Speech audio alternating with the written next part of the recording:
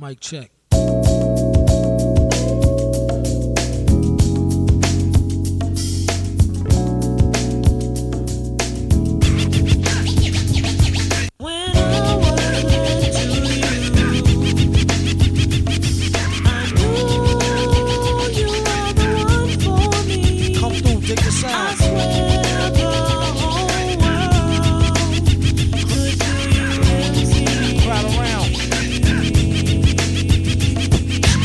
The Villain Lair was introduced in Fortnite Season 4, and to this day it's still one of my favorite landmarks throughout all the chapters. From the color scheme to the way it's designed, to how it looks right next to the hill, and the implications it had on the story. Well, in today's video, I'm going to be landing here 5 times to see how well I can do, and prove that it's the best Fortnite landmark of all time.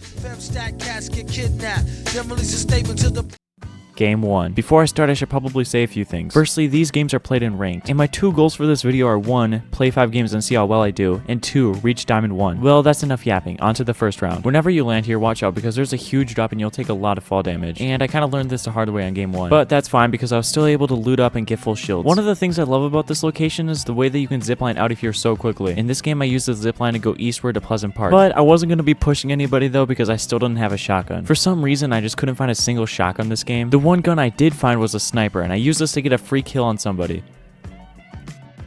After pushing into Pleasant to get this guy's loot, I totally missed the gray shotgun that was laying on the ground, but that was fine because I ended up finding a purple pump later in the game. With my newfound confidence and a driftboard, I went over to Junk Junction to push people, and that's when I ran into this guy. I thought he had me, but I ended up hitting a really nice pre-fire, and he started to run away. Hungry for my second kill of the match, I kept pushing him, although this turned out to be a bad idea because he led me straight into another team. Luckily for me though, one of the people he was fighting was low, so I ended up snagging the kill, but the guy who I stole the kill from wasn't really happy about that, so he ended up chasing me halfway across the entire map. I'm not kidding, he literally chased me from Junk Junction all the way over to Pleasant Park. Eventually I was able to escape him, but that piece didn't last long because this guy at Loot Lake eventually killed me. But not all of it was bad because I was able to make a lot of progress on my goal to reach Diamond 1. Unlike Game 1, Game 2 I was a lot more stacked. I was able to find a shotgun, some shields, and best of all, a purple scar. Overall, this location has 5 chests, 5 ammo boxes, and a whole lot of floor loot. So because of this, I wouldn't really drop here in duos, trios, or squads, but it's an amazing drop for solos, in ranked or normal games. After looting up, I used the north-facing zipline, and over here there's a rift you can use, or you could turn to the right and go to the pirate outpost with driftboard spawns. And that's exactly what I did in this game, pushing into Pleasant Park. There, I got a surprise kill with a flint knock and some more loot. Although I wasn't really able to get much of the loot because the guy pushed me and I had to use my rift. I thought the person who pushed me wanted the loot, but they actually wanted me. But thankfully, there was this golf cart on the ground that I was able to use to escape. Although I wasn't really safe for long because I ended up getting pushed by an aura skin. I got a good shot off with my deagle, but that wasn't enough, and I eventually got eliminated. Overall, this game really hurt my chances of ranking up, and if I mess up in one of these next 3 rounds, I might not be able to get my goal of reaching Diamond. Thankfully for Game 3, nobody contested me off spawn, and that's a really common theme with this drop spot. It's pretty much uncontested every single time, and this is really helpful in the ranked mode because if you die off spawn, you lose a lot of percent. Another one of the things I really love about this landmark is the way that the location just flows together. It just works so well because there's a hidden bedroom, there's a whole bunch of computers, there's also a whole bunch of security cameras around the place to make sure that there's no heroes that break in, and if the heroes do break in, there's getaway cars. Honestly, this is what makes a landmark or a location stand out to me. It's just the little secrets and the way the location just tells a story and flows together. Anyway, after looting up, I took the north-facing zipline again, but this time instead of going to the pirate outpost, I went to the rift. I saw this fight in Pleasant Park and I wanted to third party, although it turns out the guy already killed the person. I got a little bit of damage off with my grenade launcher, but he also got me pretty low, so I rifted out. Another good thing about the Villain Lair is that there's a lot of airplanes close to it. Using this knowledge, I hopped into a plane, but immediately after I got shot down, so I did something any normal person would do.